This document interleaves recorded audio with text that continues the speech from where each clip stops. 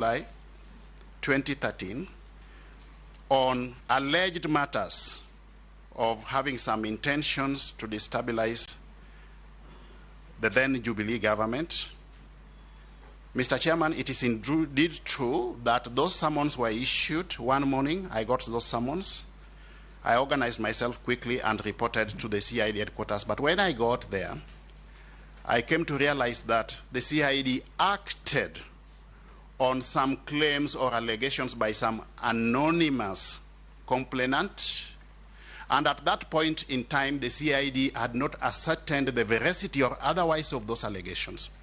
I was indeed asked to write a statement, but I declined as a matter of principle because I felt that it was incumbent upon the CID to undertake its investigations.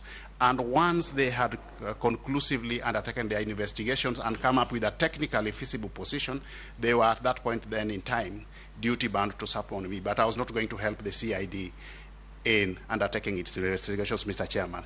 The irony is, Mr. Chairman, that at the same time when I was summoned, I also simultaneously applied for a certificate of good conduct from the same CID, Mr. Chairman, which came back in the affirmative.